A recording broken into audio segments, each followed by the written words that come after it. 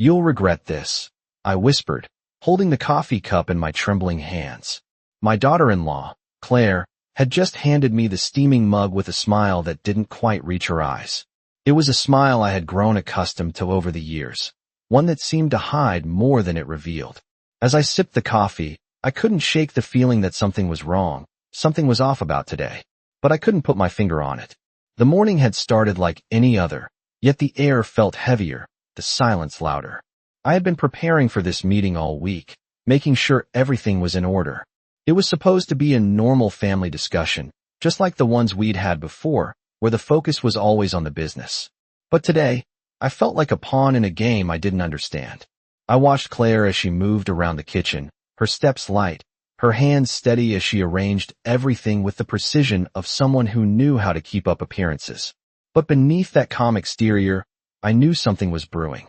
The coffee tasted bitter, not just because of the taste, but because of the way it seemed to settle in my stomach. "Are you sure you're all right, Martha?" Claire asked, her voice sweet, almost too sweet.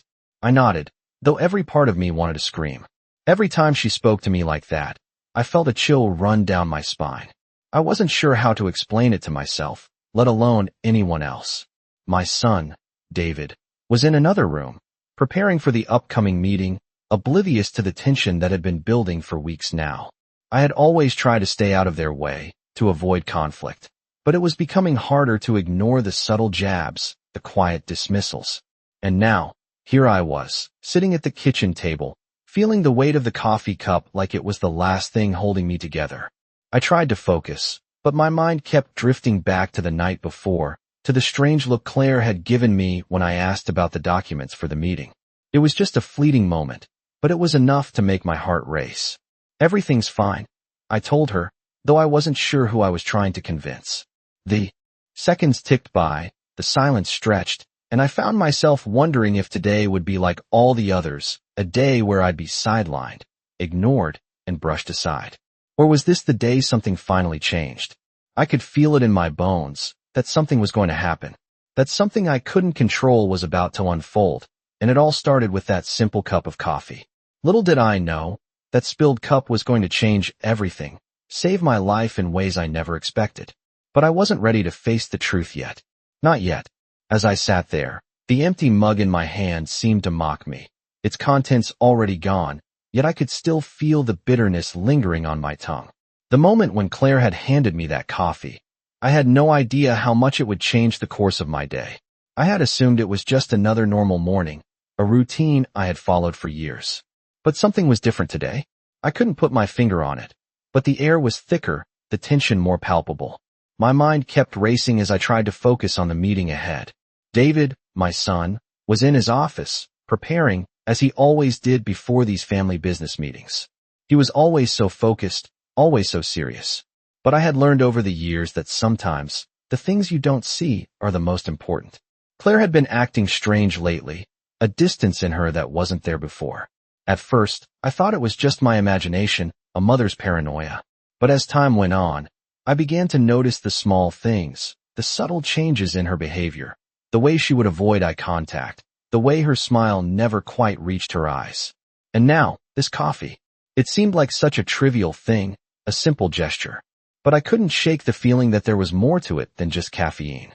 I pushed those thoughts aside, telling myself I was overthinking, that I was just being dramatic.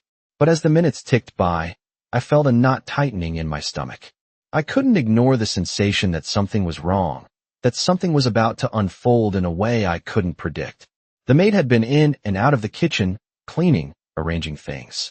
I had barely noticed her presence until she approached the table, her hands shaking as she reached for the coffee pot to refill Claire's mug.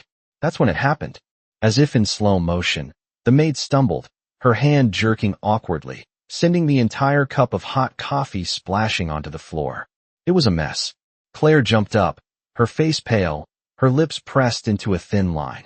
I expected an outburst, a reprimand, but nothing came. She just stared at the spill, her gaze distant, like she was somewhere else entirely. The maid, on the other hand, seemed genuinely embarrassed, but there was a certain urgency in her movements as she quickly grabbed a towel to wipe up the mess. I looked at Claire, waiting for her to say something, to give some indication of how she felt about the situation. But she remained silent, almost as if she were deep in thought. I could feel the unease growing, the tension hanging thick in the room. "It's fine," I said, my voice steady, though my heart was racing. "Accidents happen."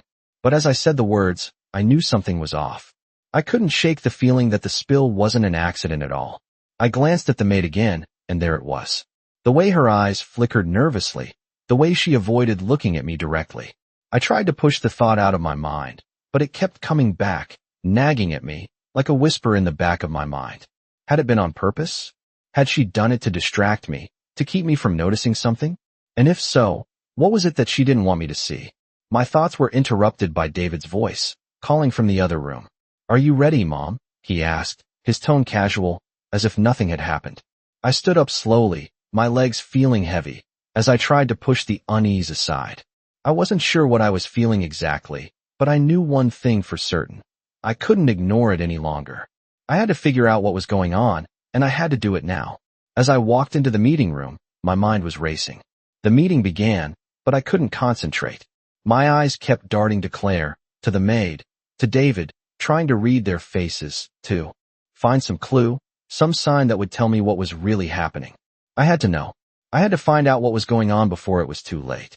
My heart pounded in my chest as I tried to listen to the conversation around me, but all I could think about was that spill, the way it seemed to set everything in motion. Was it really an accident? Or had it been carefully planned? Part of a much bigger picture? I wasn't sure yet, but I was going to find out. The tension in the room was thick, and I could feel my anxiety rising with every passing second. I had to stay calm, keep my composure. But the more I thought about it, the more I realized, this wasn't just about spilled coffee. This was about something much bigger, something I wasn't prepared for. And I was about to find out just how far they were willing to go to keep me in the dark.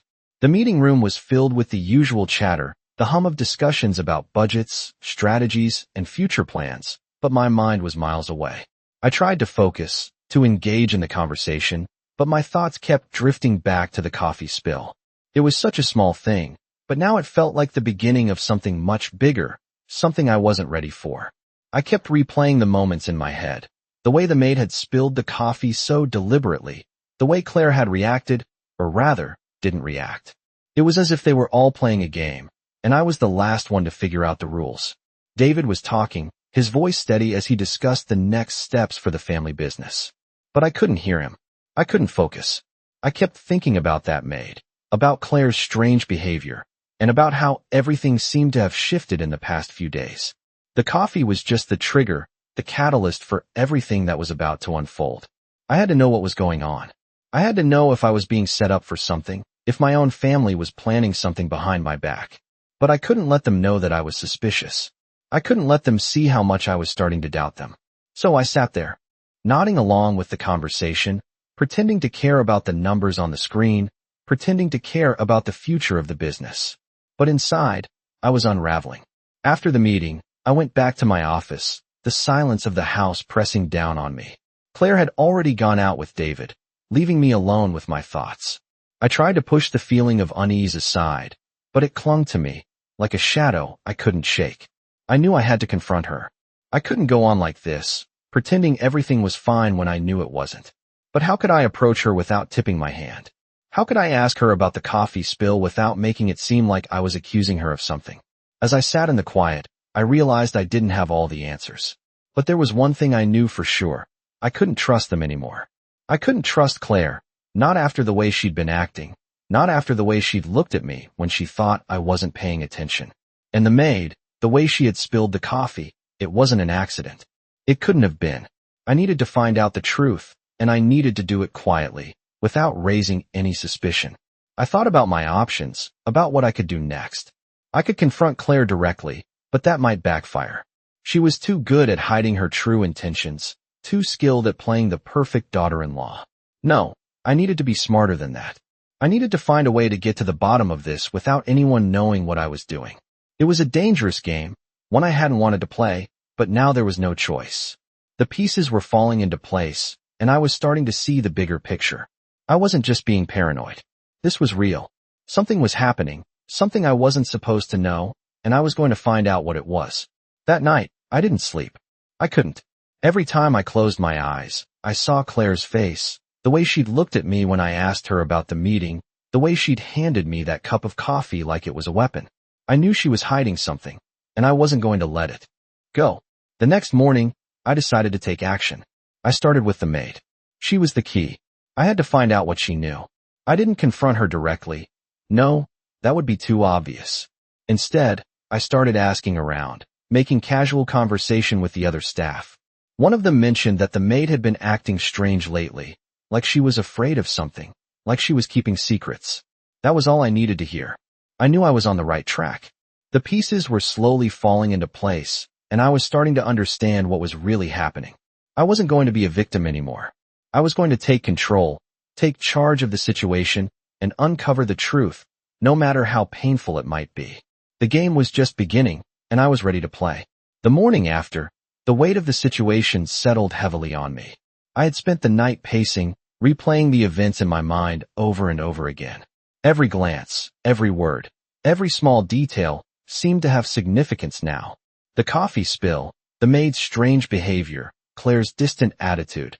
It was all connected, and I was determined to uncover the truth. I couldn't wait any longer.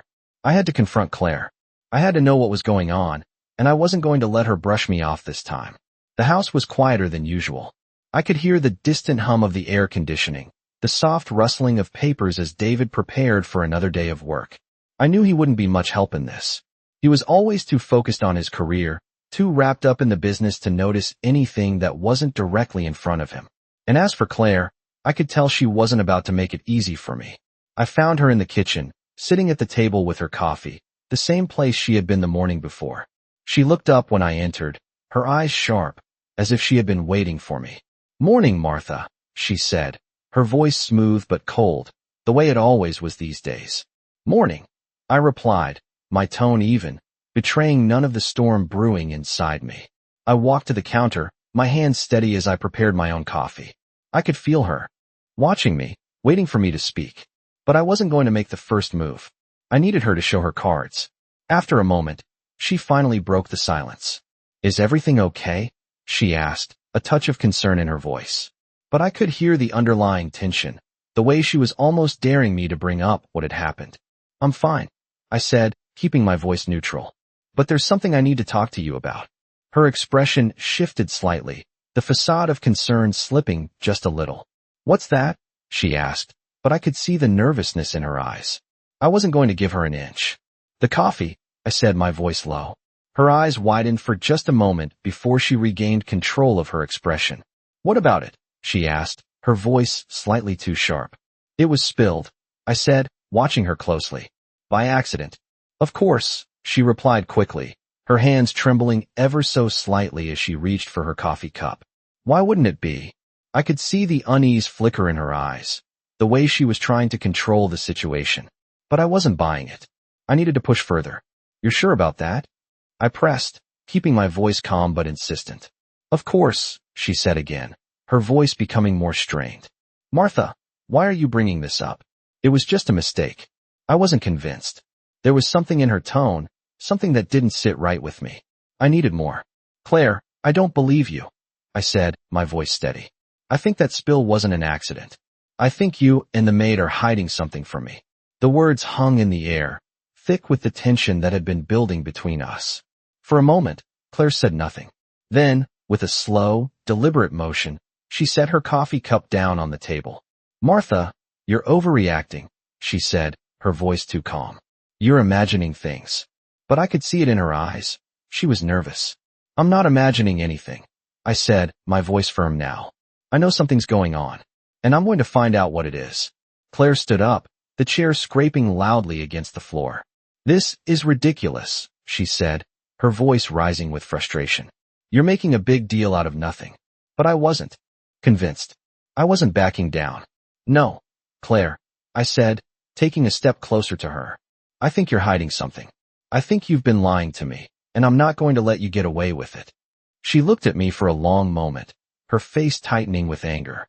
"You have no idea what you're talking about," she said, her voice cold. "You don't know anything." I could feel the tension between us, the unspoken words hanging heavy in the room. For a moment, I thought she might lash out, But she didn't. Instead, she turned away, her shoulders tense. "I'm done with this conversation," she said, her voice clipped. "We'll talk later, when you've calmed down." And with that, she walked out of the kitchen, leaving me standing there, my heart racing. I wasn't done with this conversation. Not by a long shot. I had seen enough. I knew Claire was hiding something, and I wasn't going to let her get away with it. The game was just beginning, and I wasn't going to back down until I had all the answers. I didn't know what was coming next, but I knew one thing for sure. I wasn't going to let them control the story anymore. I spent the next few days watching Claire, keeping a careful distance, observing her every move. The tension in the house had only grown since our conversation in the kitchen.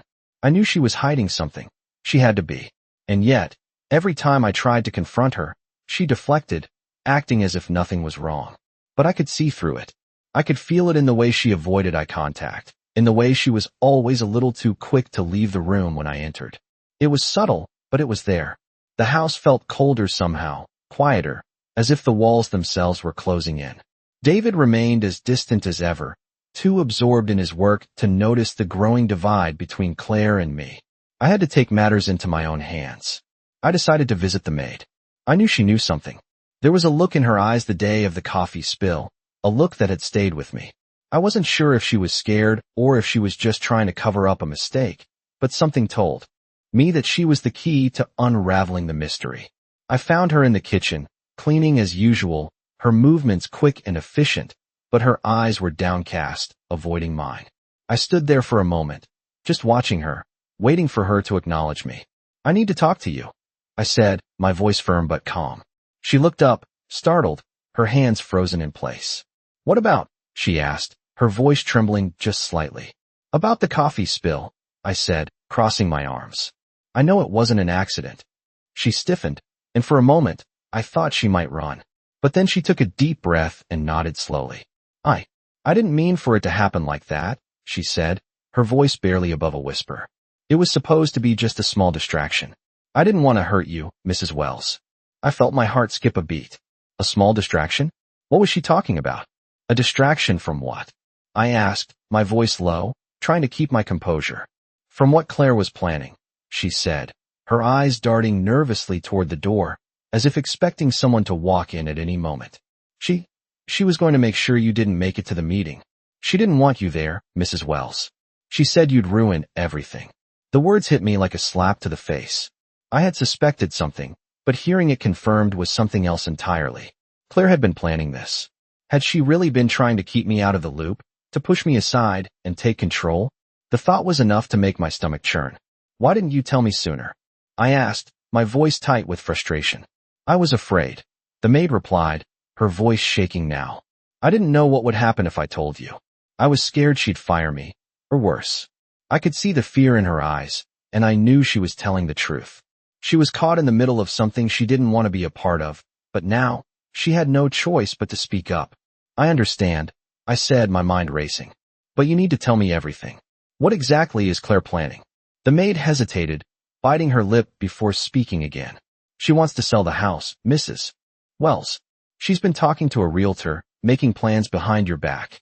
She wants to move you into a retirement home, somewhere far away, so she and David can take over everything." The room felt like it was closing in on me. I couldn't believe what I was hearing. My own daughter-in-law, the woman I had welcomed into my home, was scheming to take everything from me, to throw me away like I didn't matter. It was a betrayal of the highest order, and it hurt more than I cared to admit. "Where is she now?" I asked, my voice cold with determination. "She's gone out with David," the maid said, wringing her hands nervously. "They left a while ago, to meet with the realtor." I didn't waste any time. I knew I had to act fast, before they could finalize anything. I thanked the maid for her honesty, and quickly made my way upstairs. My head was spinning, my heart pounding in my chest. I had always trusted Claire, always thought of her as part of the family. But now, it seemed that trust had been misplaced. I had to stop her, to protect what was mine, what my husband and I had built together. I had to confront them, to make them understand that I wasn't going to be pushed out of my own home. I quickly grabbed my phone and called the lawyer. I needed to know what my options were, what I could do to stop this. The lawyer assured me that the house was still in my name, and that I had legal rights. But I knew that wasn't enough. I needed to take action, and I needed to do it now. As I hung up the phone, I felt a sense of resolve settle over me. I wasn't going to let them get away with this. I had spent too many years building a life here to let anyone take it from me without a fight. I wasn't just going to stand by and watch as they tore everything apart. It was time to take back control. Time to show them who was really in charge. I didn't waste any time. I could feel the weight of the situation pressing down on me, but I also felt something else. A fire, a determination to stand up for myself that I hadn't realized was there. I knew what I had to do. The house, my home, was at risk, and I wasn't going to let it slip through my fingers. I had to act fast. I left the house that afternoon, my mind racing with thoughts of Claire, David, and everything they had been planning behind my back. I needed to find them, to confront them before they could get away with it.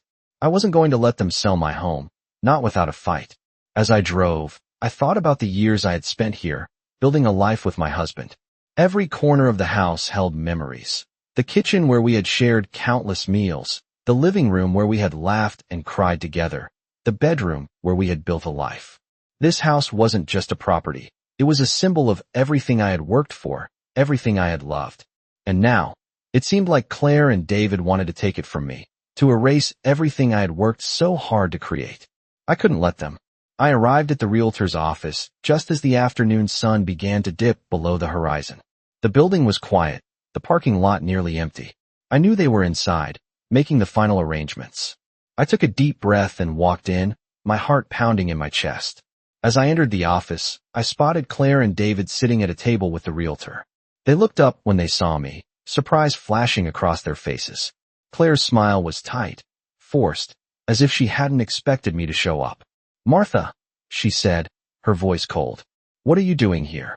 I could see the unease in her eyes, the way she shifted uncomfortably in her seat. I didn't answer her question right away. Instead, I turned to the realtor, who had been watching us quietly. "I need to speak with you," I said, my voice steady. "Alone?" The realtor hesitated for a moment, then nodded. "Of course," she said, standing up and motioning for Claire and David to stay seated. As soon as we were out of earshot, I turned to her. "I'm not selling this house," I said firmly. "I don't care what they've told you. This house is mine, and I won't let them take it." The realtor's eyes widened, but she quickly recovered. "Martha, I didn't know. I was just following the instructions I was given," she said, her tone apologetic. "But if you're not ready to sell, I understand." I could see the relief in her eyes, and I realized that she was just doing her job, caught in the middle of a situation she hadn't fully understood. "Thank you," I said, my voice softening. "But I need you to make sure that no one else gets involved with this sale. I need to make it clear to Claire and David that this house isn't going anywhere." I left the realtor's office with a sense of purpose. As I walked back to my car, I could hear Claire and David talking behind me, their voices raised in what sounded like an argument. I didn't stop to listen. I didn't need to hear their excuses. I had done what I needed to do. Now it was up to them to decide how they were going to handle the consequences. The next few days were filled with tension. I could feel the change in the air, the way Claire and David treated me, like I was a threat, like I had somehow ruined their plans. But I didn't care. I wasn't backing down. I wasn't going to let them push me around anymore. I spent the next few weeks gathering my thoughts, meeting with my lawyer, and preparing for the fight ahead. I wasn't sure what would happen next, but I knew one thing for sure. I wasn't going to let them take what was mine without a fight. And when the day finally came, I stood in front of them, my voice calm but firm. "This house isn't for sale," I said, looking at both of them. "And neither am I." Claire and David exchanged a glance, but I could see the realization in their eyes. They knew I wasn't going to be pushed aside. They knew I had finally found my voice, and I wasn't going to let them get away with it. The battle had only just begun, but I was ready. I had been silent for too long, but now, I was going to make sure my voice was heard. No more secrets, no more lies. It was time to take back control. The days that followed were heavy with uncertainty. I had made my stance clear, but Claire and David were still circling, like predators waiting for the right moment to strike. I could feel the tension in the air, every glance they exchanged, every carefully measured word they spoke. It was as though they were both trying to gauge my next move, waiting to see if I would back down or falter. But I wasn't going to. Not now. Not after everything. I spent the next few days taking a step back, gathering everything I could to ensure I had a solid foundation. I knew they wouldn't stop until they had what they wanted. They were determined, and if there was one thing I had learned from all of this, it was that Claire was not someone who gave up easily. I wasn't going to let her win, though. I wasn't going to let her manipulate me into giving up everything I had fought for. That was my home, my life, my memories. They couldn't just take it from me. The lawyer's office had become a familiar place over the past few weeks. It was where I went to seek advice, to ensure I had all the legal steps in place. It was where I learned just how far Claire and David were willing to go. The more I uncovered, the more I realized how much they had planned behind my back. The realtor, who I had confronted earlier, had confessed that Claire had been in constant contact, pushing for the sale of the house, despite knowing that I was still living here. It was clear now that Claire had been orchestrating everything for months, preparing for the moment when she could finally push me out. She had been so careful, so deliberate. But now that I knew the truth, there was no turning back. I wasn't going to let her do this to me. I was going to fight for what was mine. My lawyer had advised me to wait, to be patient, to let them make the next move. But I couldn't wait anymore. I couldn't sit back and let them think they had control over me. I needed to act, to take control of the situation. It was time to confront Claire. I knew it wouldn't be easy. She had a way of twisting words, of making everything seem like my fault. But I wasn't going to let her manipulate me anymore. This time, I was going to stand my ground. I waited until evening, when the house was quiet, and David was out for a late meeting. I found Claire in the living room, sitting on the couch with a glass of wine in her hand. She looked up when I walked in, her face blank, like she was waiting for me to speak. I took a deep breath. "We need to talk," I said, my voice calm but firm. She didn't respond right away, just took another sip of her wine, her gaze never leaving me. "What's on your mind?" she finally asked, her voice laced with an edge I didn't miss. "This house," I said, stepping closer. "It's not for sale, and I'm not going anywhere." She sighed, rolling her eyes. "Martha, you really need to stop making things so difficult. You're just holding on to something that isn't yours anymore. It's time to let go." "No," I said, my voice steady. "It's time for you to let go. This is my home, and I'm not selling it. Not to you. Not to anyone." She laughed, but it was empty, hollow. "You don't get it, do you?" she said, her voice low. "David and I have been making plans for years. You're just in the way now. You're too old, too tired to keep up with everything. It's better this way." Her words hit me like a slap in the face, but I refused to show any emotion. I couldn't let her see how much it hurt. "You're wrong," I said, my voice calm but filled with a strength I hadn't known I had. "I'm not in the way. I'm not going anywhere. This house is mine, and I'll fight for it." Her expression faltered for a moment, but she quickly recovered. "You really think you can fight us?" she sneered. "You're alone, Martha. No one is going to back you up. You'll lose." "I don't need anyone to back me up," I said, taking a step forward. "I've spent my life building this, and I'm not going to let you tear it down. You don't control me." There was a moment of silence between us, a tense stillness. Claire's eyes narrowed, but I could see the uncertainty there, just beneath the surface.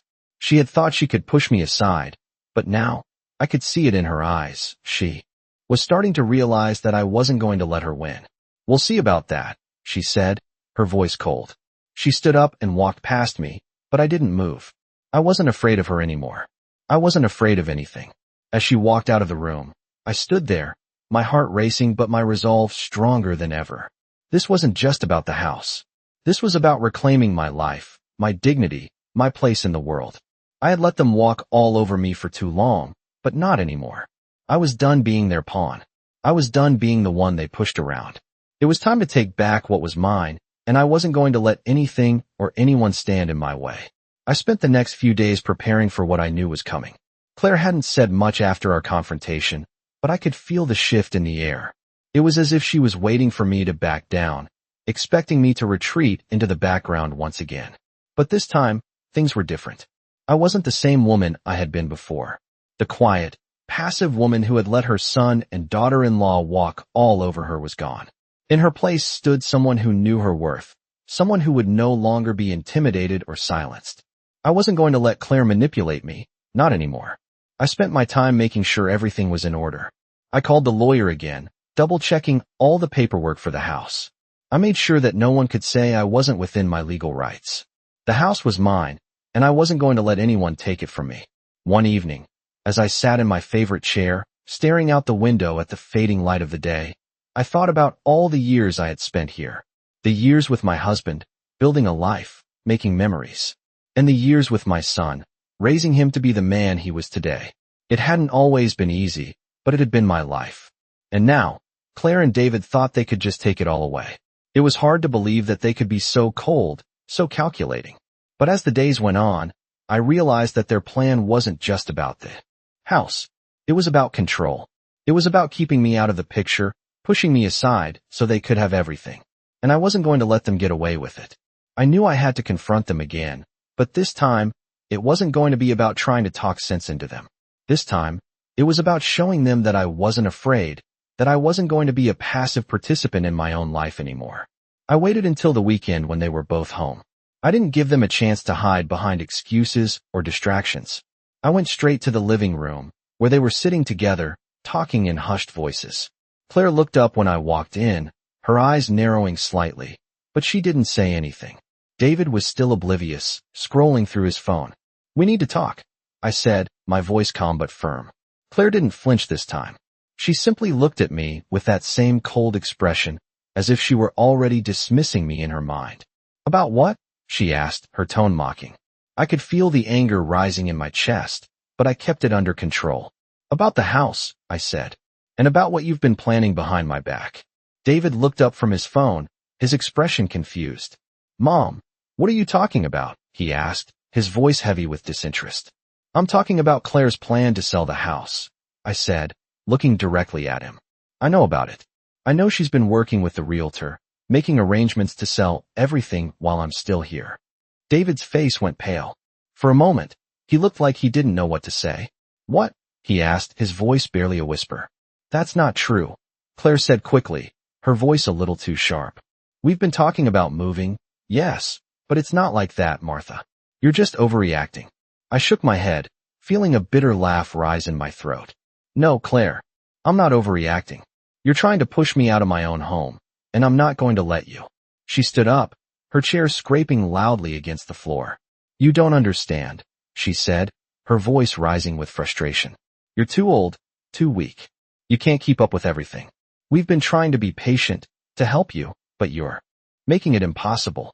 "Impossible," I repeated, my voice steady but filled with a quiet fury. "You're the one making it impossible. You're the one trying to force me out of the home I built, the home I spent my life in." Claire's face twisted with anger. "You're a burden, Martha. You're nothing but a burden. And you've always been one. It's time for you to let go." Her words stung, but I didn't let her see how much they affected me. "No," I said, my voice strong. "I'm not going anywhere. This house is mine, and I will not let you take it from me. You can't make me disappear just because you want it all for yourself." For a moment, the room was silent. Claire stood there, her fists clenched at her sides, her face flushed with rage. David, meanwhile, looked torn, like he wasn't sure what to believe. But I could see the doubt creeping in, the realization that maybe his wife wasn't as innocent as she had led him to believe. "This isn't over," Claire finally said, her voice cold with determination. "You'll regret this." I didn't flinch. "I'm not afraid of you anymore," I said. "You can threaten me, you can manipulate me, but I'm not going anywhere." Claire's eyes burned with anger, but there was something else there too, fear. She knew, deep down, that I wasn't going to back down, and that realization seemed to scare her more than anything else. I walked out of the room, feeling a sense of quiet triumph. The battle wasn't over yet, but I had taken the first step, and for the first time in a long time, I felt like I had the power to change my own fate. Days passed, and the tension in the house was palpable. Every time Claire and David spoke, it felt like an unspoken challenge in the air, a silent war brewing beneath the surface. I could see it in their eyes, the way they exchanged glances, their attempts to control the narrative, to make me doubt myself. But I wasn't going to let them. I wasn't going to let them take my home, my life, from me. The house was my anchor, my fortress, and I was ready to defend it, no matter what it took. I spent the next few days focusing on what I needed to do next. I wasn't about to let Claire's manipulation go unnoticed, and I wasn't going to let David stay in the dark. I called the lawyer again, getting the final details in place. I needed to ensure that if Claire and David tried anything else, I had all the legal rights to stop them. I was prepared. And I was ready.